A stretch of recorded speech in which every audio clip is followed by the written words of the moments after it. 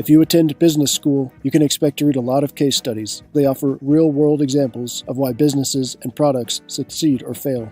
Let's review a handful of products and see what can be learned from each. Google's set to create a new flagship phone, the Pixel 6. At the center was its Tensor SoC, or sensor on chip. Google did a lot of marketing, or created hype, as one write-up put it, which included ads online, in magazines, and on billboards. They partnered with professional athletes and aired a Super Bowl commercial. When the Pixel 6 was released, record sales were reached. The Pixel 6 sold more than the previous two models combined. The takeaway? This was not happenstance. It was due to being focused. Google spent years developing the technological underpinnings, and then coupled it with tremendous marketing, which even their hardware chief saw as investing. A few years ago, the COVID lockdowns, aka the plandemic or scandemic or COVID-1984, was foisted upon us. Many businesses struggled, especially the mom and pops, and 200,000 closed their doors for good. Meanwhile, one business thrived, Amazon. As individuals shifted buying habits from in-person to online, Amazon massively expanded its workforce, grew its air fleet, and built more distribution centers. The takeaway? Amazon, being an e-commerce company from the get-go, was well-positioned to supply this demand. Their operations worked, they merely scaled them up, and revenues spiked accordingly. In 2022, a new pickup hit the market, the Ford Maverick. It had a base price of $20,000, half the price of the average vehicle sold in the US. There was so much interest that Ford stopped taking orders and added a third shift to the production line. The takeaway? Better foresight is warranted, not just of one's product, but of the industry and related variables. In 2001, a new product, codenamed Project Ginger, hit the market. Backers included Jeff Bezos of Amazon. Venture capitalist John Doerr claimed that the product may be bigger than the internet, and Steve Jobs predicted that in the future, cities would be designed around the product. The product was the Segway. Its inventor, Dean Kamen, believed they'd be selling 10,000 Segways a week. Sales were less than 6,000 a year. The takeaway? Know the market. Michael Jackson was working on a new album, Thriller. He liked the energy and creativity of Quincy Jones and convinced his label, Epic, to bring him on as co-producer. The two sought not to be pigeonholed by any one specific music genre, but to transcend the music landscape. They made one song with guitarist Eddie Van Halen and another with singer and songwriter Paul McCartney. Rather than aim for 2 or 3 singles from the album, they sought to have 6 or 7. The label believed in the product, evident by their financial backing. They marketed the album for 2 years, and they flexed on the new cable network, MTV, to see Thriller aired. Jackson's manager said that they wanted to make music to appeal to the masses, and that they did. Thriller sold 70 million copies and still remains the best-selling album of all time. The takeaway? Hard work, a vision, and a team acting in concert bore fruit. In early 2019, the New York Times reported that Facebook was hoping to succeed where Bitcoin failed. Now 2 years into research, and with a team of over 50 engineers, led by the former PayPal president, and with the backing of Meta Platforms, it seemed destined to succeed. But the project, called Facebook Coin, then Libra, then Diem, was met with pushback from regulators, and Facebook groveled. They said their product would not be released until the regulators were satisfied. Eventually, seeing that there was no way to appease regulators and be attractive to users, Facebook shuttered the product. The takeaway? Trying to appease those who will never be your customer is a fool's errand. So what can be learned from these case studies? Unlike many of the aforementioned products, Dash operates in the digital world. We need to stay abreast of market trends and be responsive. We need to have a tight vision that we execute on efficiently. We need to market effectively from a multitude of angles. We need developer tools that are honed. In short, to be poised for greater adoption, Dash needs to be a usable product in every aspect and backed by a tight community. I know adoption's coming. It's going to come for us. We're not going to have to go and try to beg and plead for adoption. What we need is something that actually works when the people come running. Earn the adoption. Not earn the adoption. We need to be something that's functional so that when the fiat financial system fails or is a dystopian nightmare, and B, people start fleeing into Bitcoin thinking, hey, this is the savior, this is what I've been hearing about. We need to have a clear solution that says, you thought Bitcoin was the solution, this actually does work, and here it is. The adoption will come eventually, but we're actually not quite ready for it if the masses stampeded our way.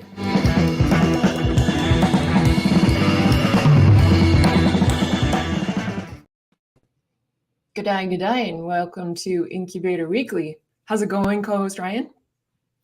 It's going good. Thank you. I just listened to Michael Jackson's Thriller yesterday. So Whoa. there you go. The best-selling album of all time. Right on. Yeah, not surprising. And Jojo, how are you today, sir? Doing well. How are you all doing? We're well also. We're keen to show everybody what you have been working on, which is a JavaScript written web wallet. And I've got to say, this has kind of weirded me out, because I guess I haven't used a web wallet for like 6 or 7 years. I used to use blockchain.info, as I think maybe many people did during certain years.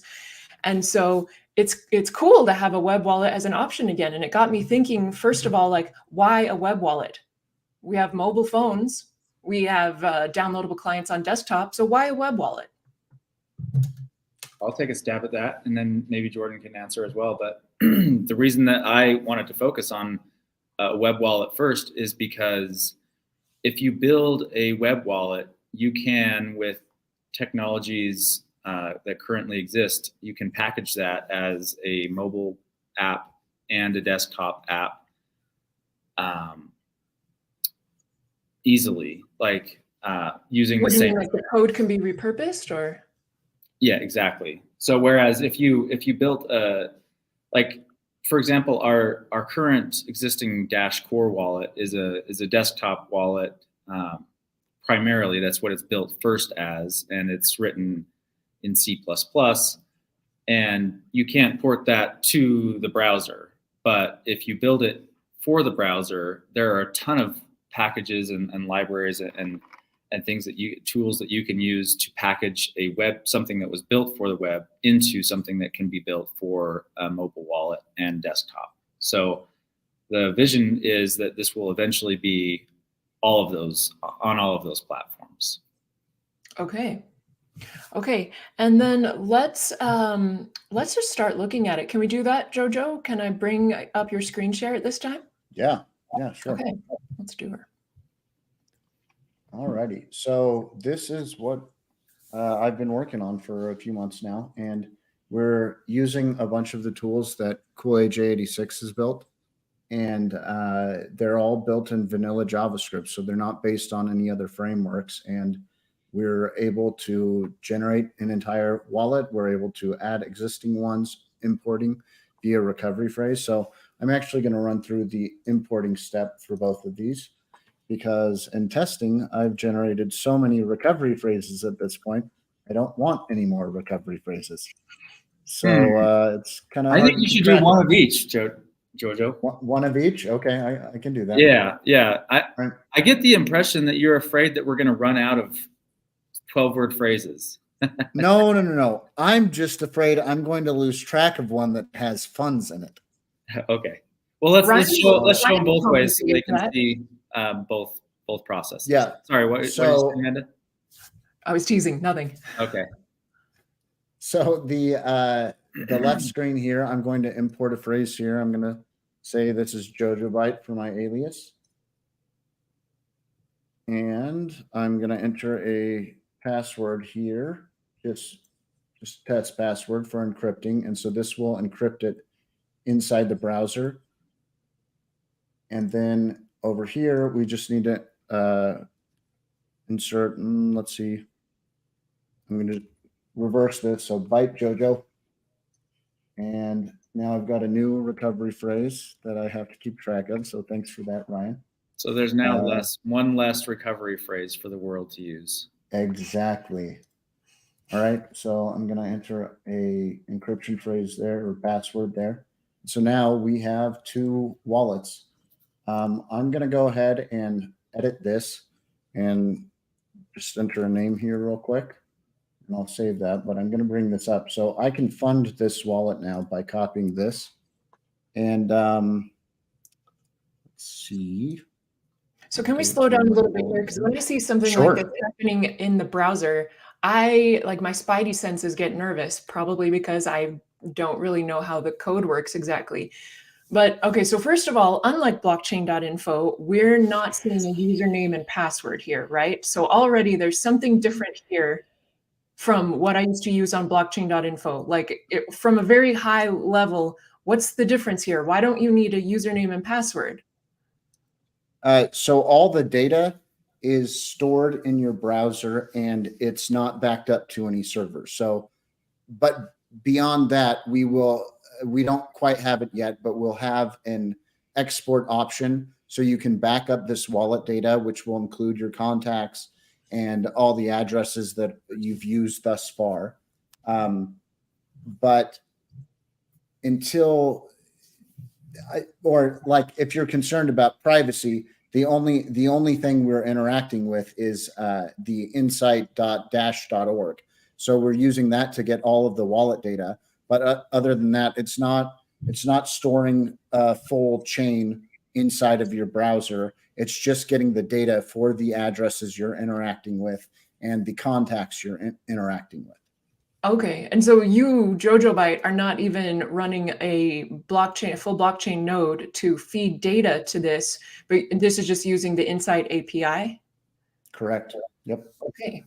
And I think that it won't be very hard to just have a custom Insight API or even different, different Explorer that you could host on your own. So AJ says all private keys come from the 12-word phrase. That's all you need to back up your funds to be safe. And I was thinking about that when Jordan was saying that. Exactly. So even though you have all of the backup that you need for your funds already with the 12 words, you don't have the metadata backed up. And that's what the backup would be for. So. Okay. So I'm going to go ahead and test funding this wallet here, and we'll see if it gets funds in a moment once I get my other encryption passphrase. Let's see, so then in the interim, I've thought to ask, I don't know, Ryan, or if you know the answer to this, but I just thought just this morning when I was chatting with Pete that back in the day, back when Evan was about and talking about his vision for Evo, I remember him talking about usernames and passwords. Can you or anyone in the chat or whatever tell me, is that something that's still supported by platform, or are platform apps destined to need these 12-word seeds for interaction, or what's on the horizon there? Yeah, let me do a little bit of a high-level summary of what we're doing here. So Dash Core Group is building Dash Platform, and Dash Platform is going to enable usernames that are globally unique, where you'll register, or in the initial phases, you'll request to register. There's some nuance there. I think that you can claim a username for that's called the Dash Pay project. So that's what I'll refer to it as. The Dash Pay project is DCG's username solution, and those usernames are globally unique. And initially, I think that you'll be able to just claim one that has both letters and numbers in it.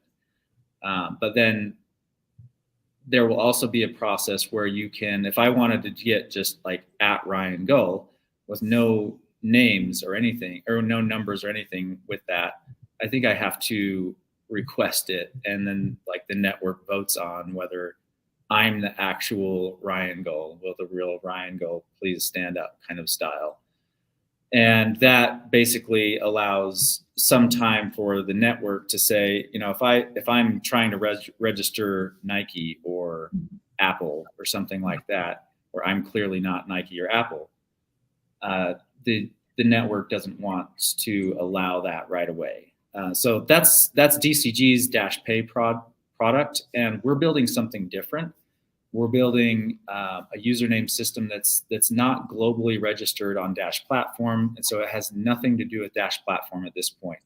When Dash Platform is ready, we will be able to have a migration path or an update path to having our usernames be like register as Dash Pay usernames. But that's not something that's on our roadmap yet, because Dash Pay is not done yet, and probably won't be done until Q1 of next year, as far as I can tell.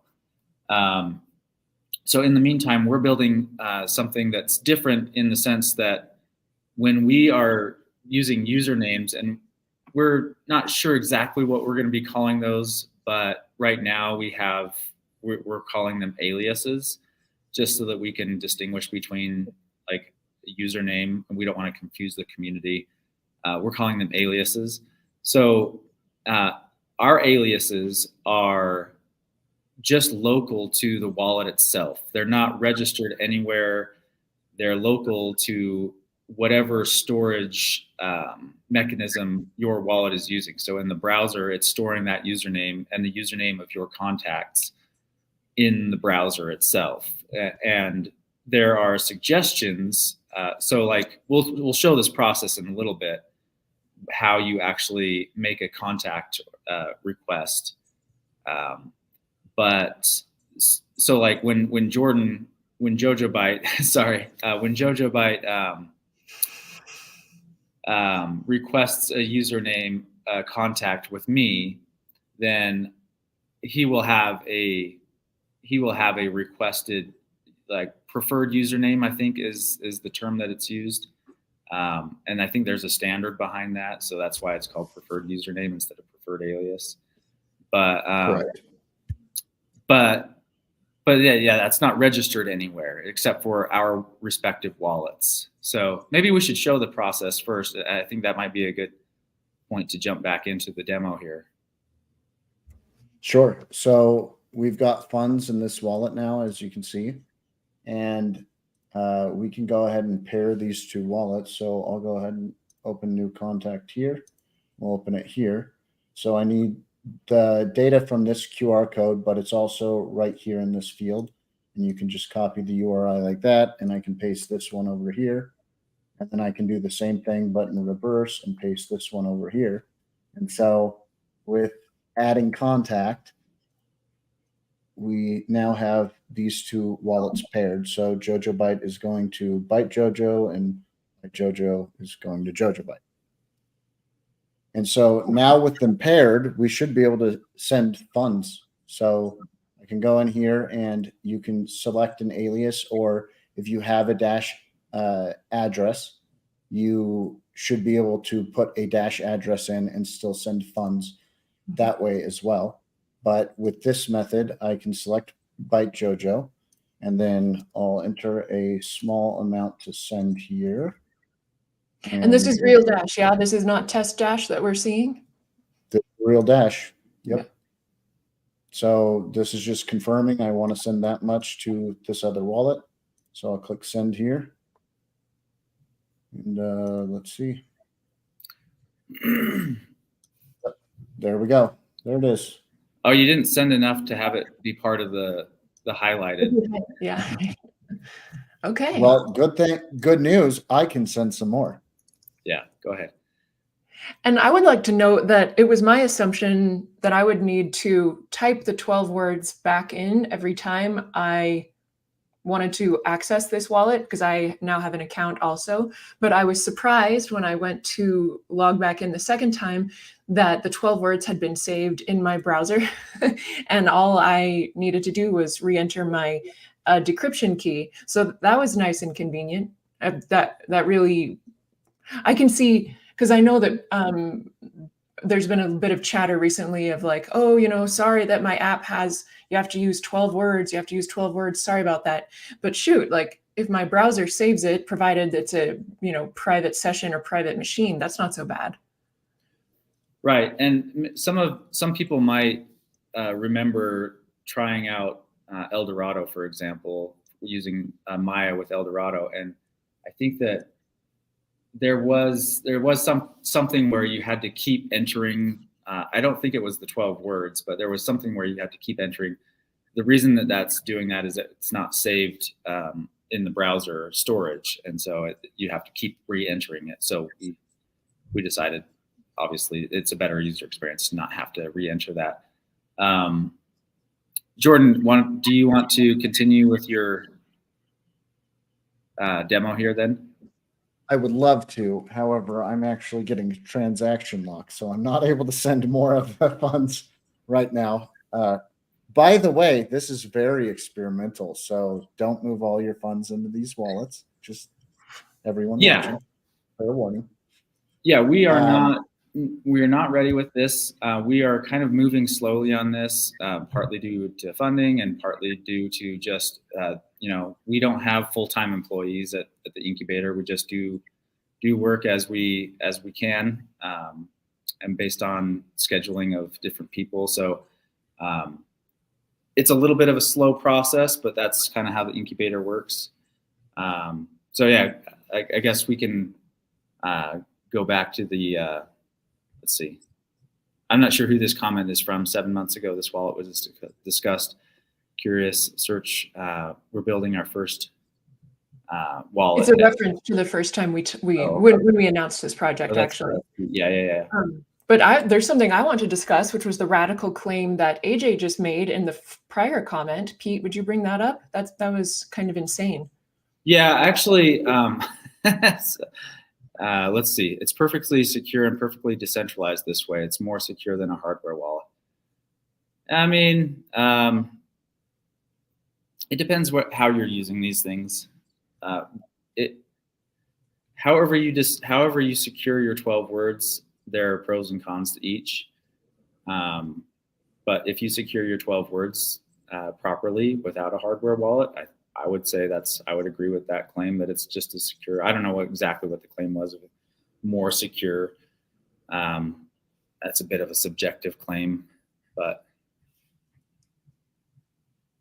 yeah. Did you have a specific question about that, Amanda?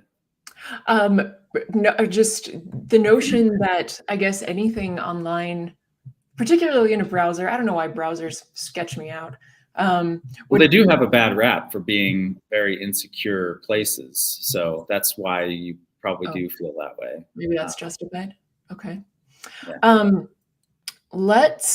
Okay. So briefly, Jojo, will you tell us, what do you mean when there's like a transaction lockout? Just what does that mean? Just like in any sort of Dash, if I suspect that it's adding up the values wrong and trying to, because I had slightly more funds before I sent, I think the cache layer that I have is caching funds that have now been sent. And so when I'm trying to send, it's trying to send funds I don't have anymore. And so it's going up, you can't do that. And so this is why it's experimental. We're finding this stuff out. The sending feature is only available as of 2 days ago. And so it's very new to be able to even send. So there's some bugs and stuff we need to work out. So that's apparently one of them. And I'll also say one of our strategies with this wallet is we are trying our very best to use as few dependencies as possible. And so that has pros and cons. And one of the pros is obviously the fewer dependencies that you use, the more secure and performant it is in general. So by dependencies, I mean, we are building this in pure JavaScript, CSS, and HTML. There are no UI frameworks involved. We're not using React or Angular or Vue or Svelte or Solid or any of those things. And that has, like I said, its pros and cons. And one of the cons is that it's more difficult to develop this way. It's developing. It's like the browser version of very low level development, because you have to create all of your own user interface updates. That's what frameworks like React and Angular are supposed to do for you. So there are huge businesses that are built on building these frameworks. But if you can build it without that, then there are benefits to that. But the cost is that it does take a little bit longer to develop these things. You have to have a different skill set.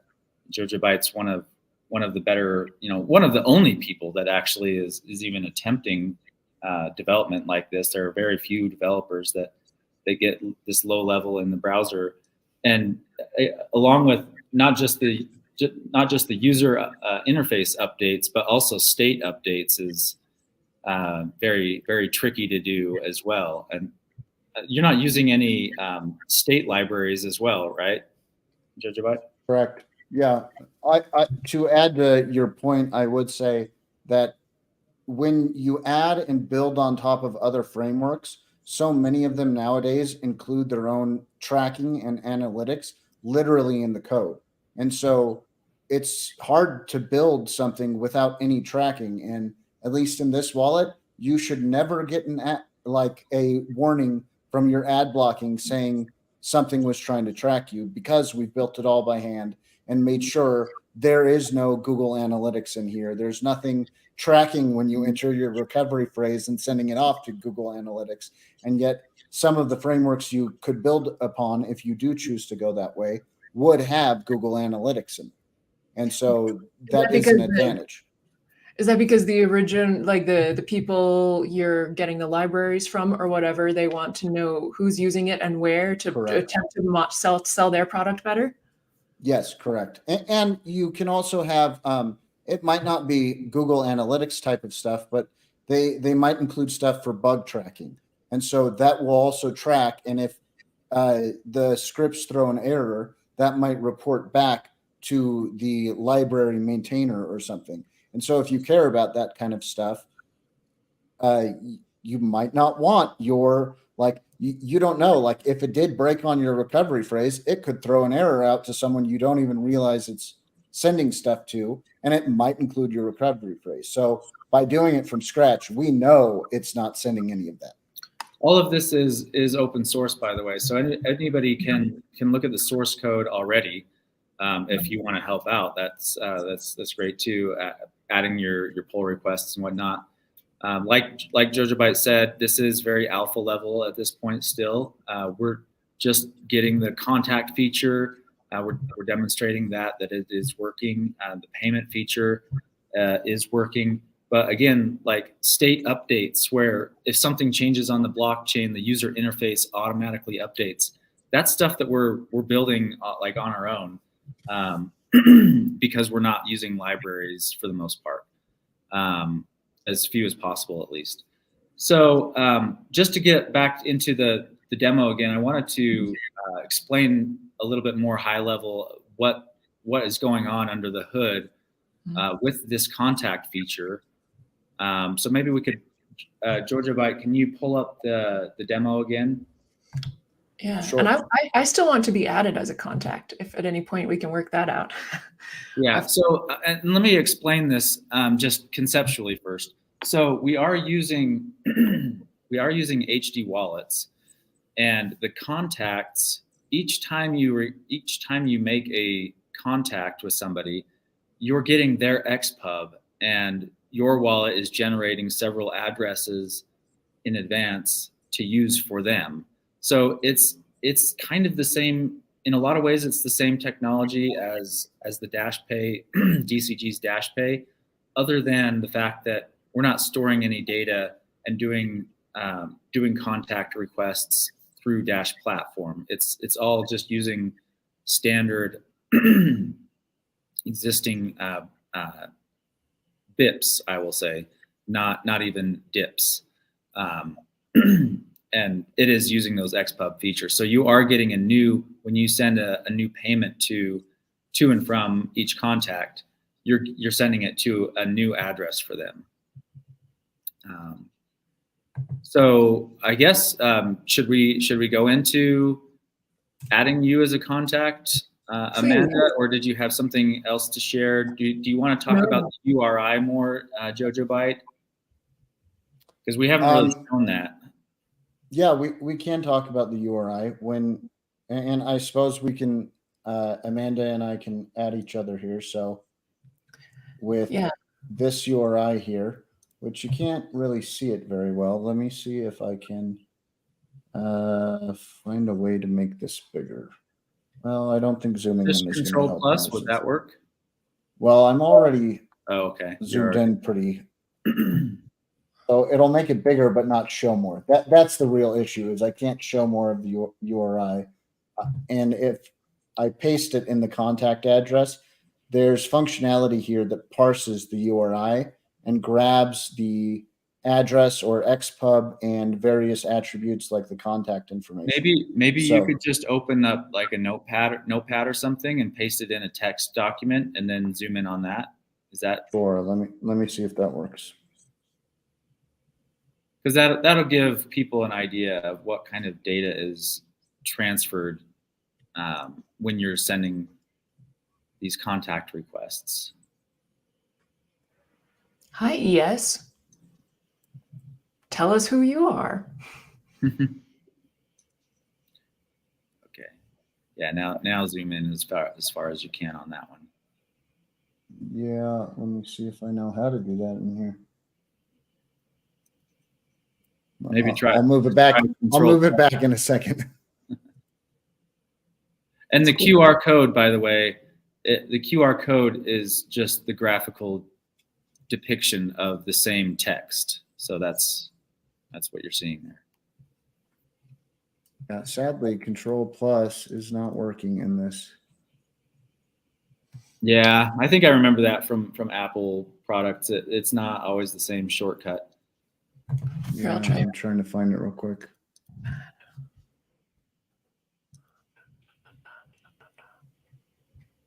WordPad online. There we go. Okay, here we go. Oh, right on. That makes two of us. Glad you're here. Hey, that looks better.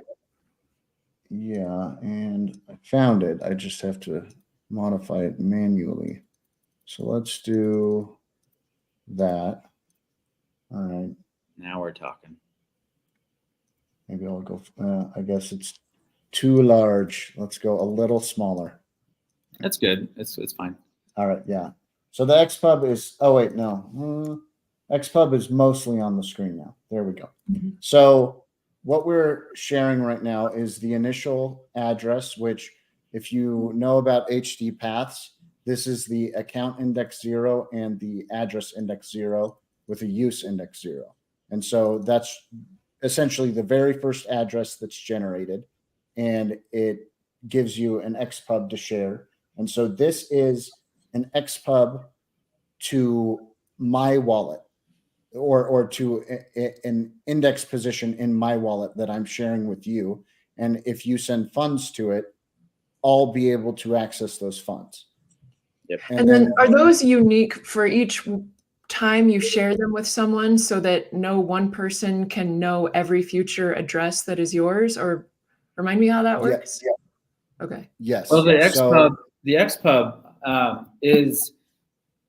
is something that you can derive a lot of addresses from. So in a way, these really shouldn't be completely public if you want privacy.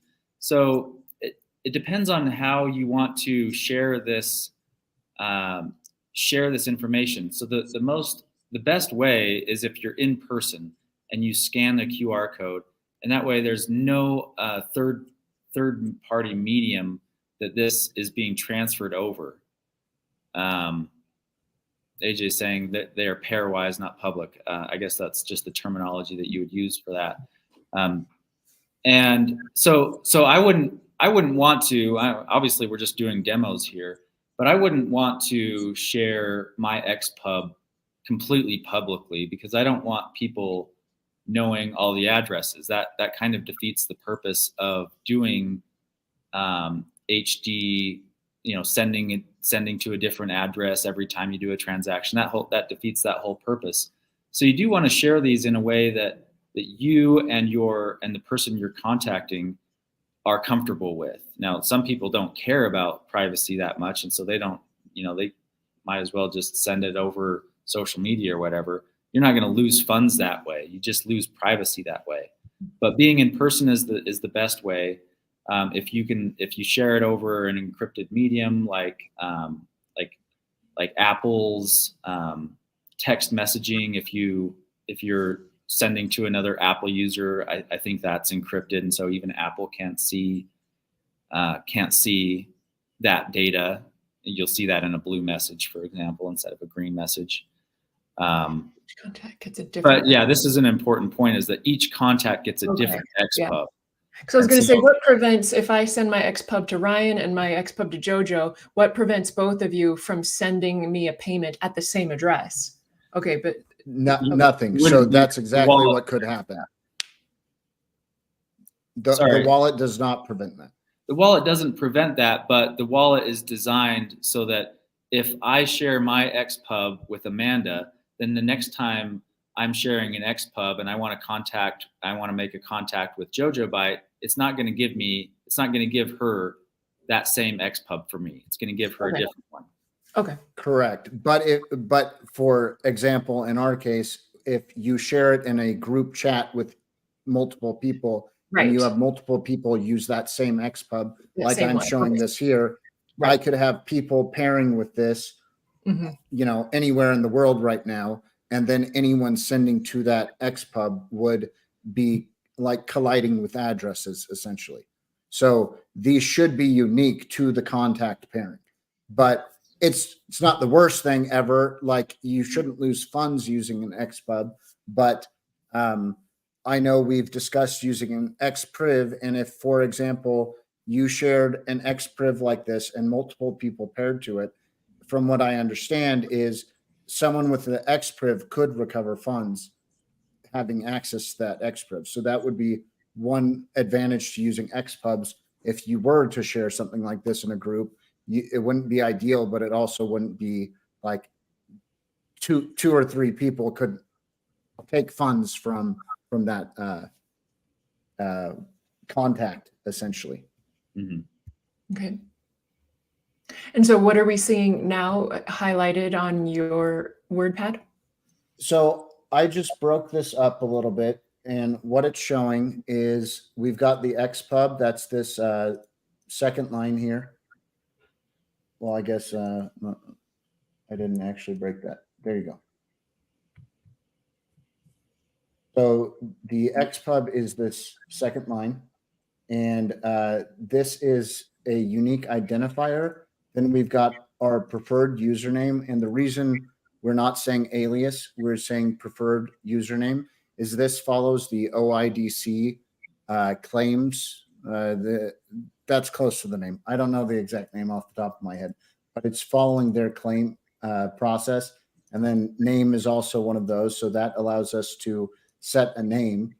And then this scope is also specific to the dip that AJ O'Neill there made. Okay. I guess he's saying XPrivs are safer because the funds still can't be taken back if they're received, but they can be recovered by sending party if the funds are lost. And so my counter to that is the exact thing I just said. If you shared it in a group chat, anyone who paired with that would technically have the XPriv, so a third party could take the funds because any of those people would have that XPriv. But as long as it really was one-to-one, you paired with someone and only they had it, then yeah, it would be good, because if you sent funds to it and for some reason I didn't receive it, the person sending it could recover. So that's not something that's not something that we're building into the wallet, is exchanging XPrivs at this point. And we have no plans to do that. AJ thinks out of the box a lot, and he sometimes makes claims that do sound a little outrageous to people in this space. I like that. I like that out of the box thinking, but just know that we are considering these all with a grain of salt, all those kind of things. So go ahead, continue. Okay, so and then the scope just defines what each of these variables are. So there's an XPub, that's right there. There's a sub, which is right here. That's the unique ID. There's the preferred username, which is here. And then there's the name. That's all scope does, is it defines what you're sending through so that like anyone implementing it should know.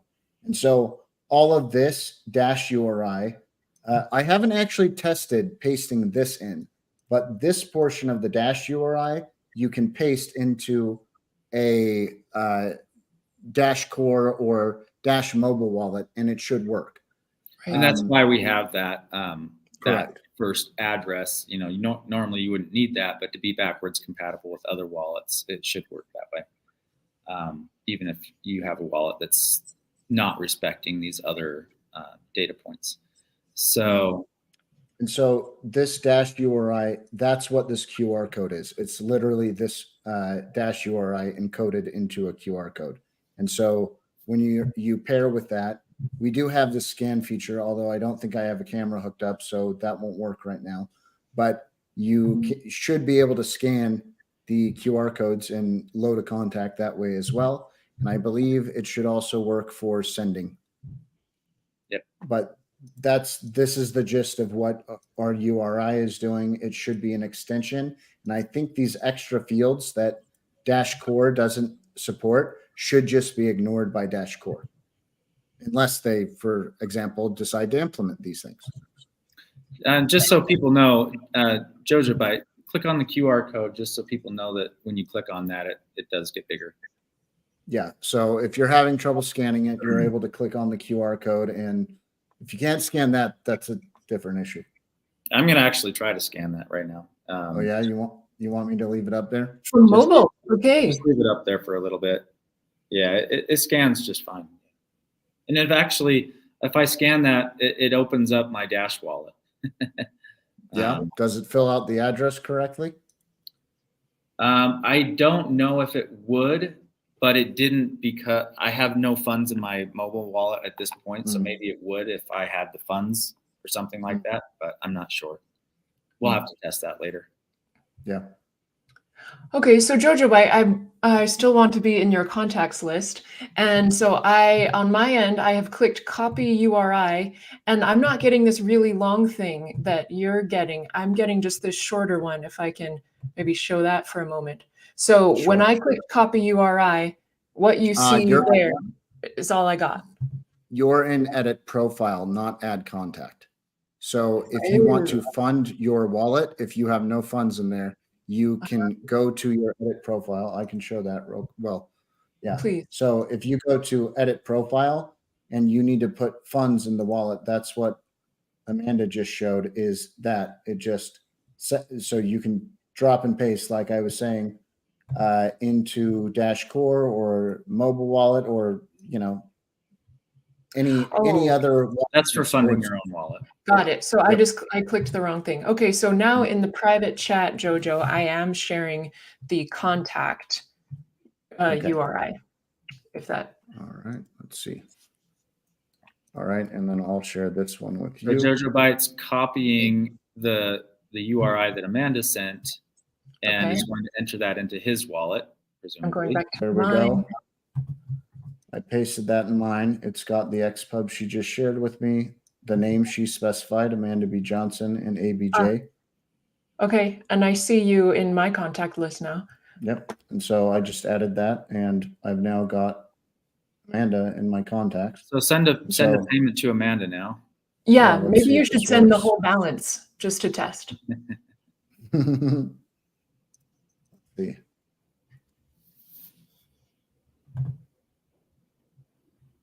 See if this works.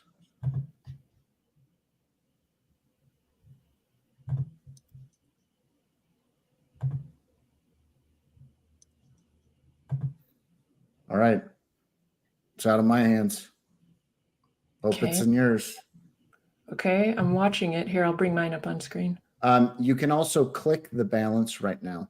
So we were having some, so if you click just the 0, it should refresh it. Hey, there it is. There you go. Okay. Bada bing. All right. Yeah, and that's one of those things that we should automate, so you don't have to do anything and have the balance refresh. But again, that's one of those things that it just takes some time to develop that kind of responsivity, if that's a word. Well, so what I started to say is I had that in there and it was partially working, but there was 1 or 2 scenarios where instead of just adding the new or subtracting the new balance, it was doubling the balance. And I think it was in the instance that if you sent all of the coins you had, it would then give you the new balance. But I couldn't see any way of indicating that you no longer have these coins, so you should subtract all the coins, at least through the socket API. So So Yeah, I removed that temporarily because I haven't figured it out yet. And I didn't want people going, I just doubled my funds. Yeah. That's a relatively simple thing to fix when you have the time. That we just didn't have the time for the show.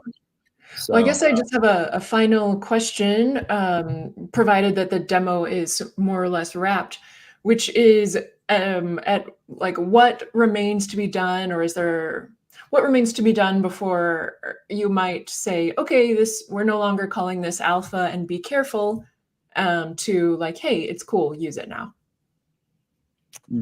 So right now we've got this mapped out, and I can pull it up here actually. Let's see. Oh yeah, that's right. Your roadmap, please. Yes. So I have a roadmap that we developed for the wallet here. So let's see.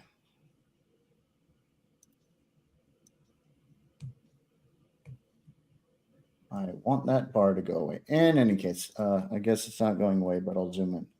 Yeah, that's okay. good. So we've got a lot of this accomplished. Actually, I haven't checked some of these off since my last update, so some of this might be done.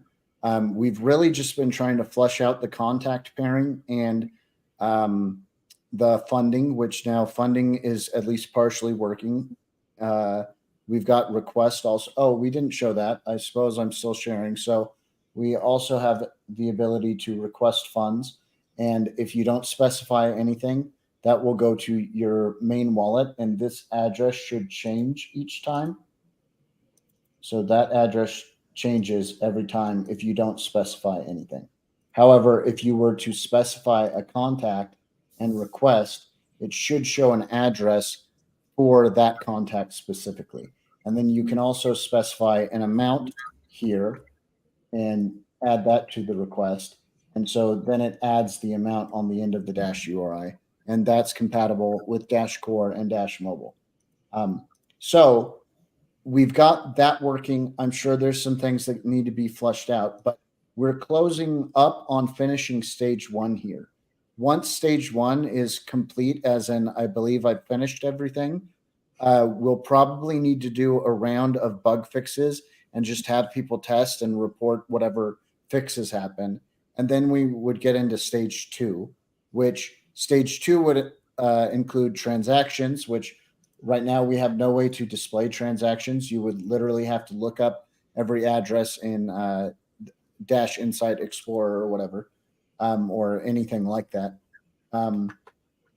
But we would also have the wallet balance for fiat currency. So you could see, if you want USD or, British pounds or euros or whatever. And then we would also improve some of the settings, which these are all listed here in the public repository for the wallet UI. And so we would improve the settings, as well as we would have multiple wallet support, which would translate to, if you have multiple recovery phrases, you could either add them under different aliases. Say if you have one wallet you treat as a savings account and the other that you use to spend with friends, we would have support for multiple wallets like that. And that would also include, say you create a wallet on your laptop or your desktop, and that has a recovery phrase, and then you're out with friends and you want to show, send them Dash, and you forget you never imported that wallet or backed up the recovery phrase somewhere when you're out and about, you could generate a new phrase and later reconcile those so both wallets have both phrases in them. And then you would be able to see funds, and you would be able to connect to contacts who you met someone and you only had your phone and you made a contact. You'd be able to import them and track them and send funds regardless of which phrase they're using, and it would tie back to whichever alias you wanted. And then we have contact payment share features improvement. So right now, this only shows a QR code and the Dash URI. We would also have things that, automatically attach the QR code to an email or insert it in a text message and that kind of stuff. And then set fund denomination for sender request payments. So in other words, I want to send $20, and then it would translate that to whatever the current value of Dash is in dollars. And so that would be stage 2. And then there's stage 3 and stage 4 and 5. But all of these other stages will probably be, they're more fluid. They might be updated as we near like mid or end of stage 2. We might refactor or decide, actually, this is pretty good. Let's get it working with a Towery wrapper so you can install it on your desktop type of thing. So we might reorder these, but this is at least the plan as it stands now. And just to kind of emphasize some of those things that you didn't mention, there are, one of the things that I want to use this wallet for is being able to just basically add every feature that we have in Dash. This will be a Dash specific wallet. Everything that we want added in Dash, whether that's the Dash Direct successor that's coming, or Maya transfers, or like adding liquidity or adding savings to Maya, or CrowdNode. All these integrations, once you get a good foundation to work with, then the integrations are relatively, they're not simple, but you can add integrations at will. And this being a JavaScript based wallet, in theory, should help the speed of adding those kinds of integrations, because there are literally millions and millions of JavaScript developers where, there are only, not going to name any numbers here, but there are far fewer C++ developers that would be willing and able to dig into Dash Core, for example, and try to do a PR for a pull request to add some kind of CrowdNode or whatever integration, or Spritz, for example. That's one thing that I just barely started using recently, and it's a phenomenal user experience. So it'd be interesting to have a native integration with Spritz to pay bills. I don't know if they have an API, but that's just an example of when you have an integration that adds Dash, make it a native integration right into the wallet. And that's something we definitely, Maya would be one of the first things that we add. And that's just an example, but hopefully there would be a lot more different kinds of integrations that we could just add very quickly as we have them. Right on. Okay, well, it seems like we basically covered what we needed to cover. Thanks especially for going over the roadmap, Jojo. That cleared things up. Any final words from either of you gentlemen? Oh, I forgot to say mixing. That's another feature that we like to add as well. Having mixing right in the browser. That would, when you combine that with Maya, that is a killer feature that I think a lot of people are interested in, where you could swap Bitcoin into Dash, mix the Dash, swap it back to a different Bitcoin address, all in one seamless user experience application. Now, how feasible? Now, just hold on just 1 second there. How many times have we been tantalized with having mixing available to us somewhere outside of Dash Qt? Are you being serious? Like, is there any reason to believe that is actually possible and might happen?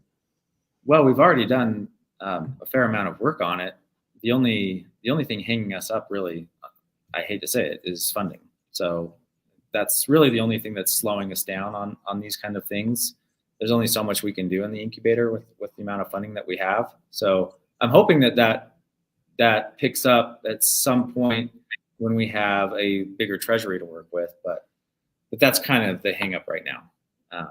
But we are working on it, and we've made some pretty good progress. And I've heard though that DCG is now adding mixing to the existing mobile wallets. So that's good to hear. And depending on yeah, they may actually have that done before we can get ours done. But I'm not sure. It just depends on a lot of things. Well, my goodness. So Okay. fixing in mobile is coming, is the bottom line. Okay. Right on. Right on. That'll be great. Joel will be glad to hear that. Okay. Well, thanks for joining us today, everybody. And that is all we have for you. And we look forward to seeing you next week. Yeah? Yep.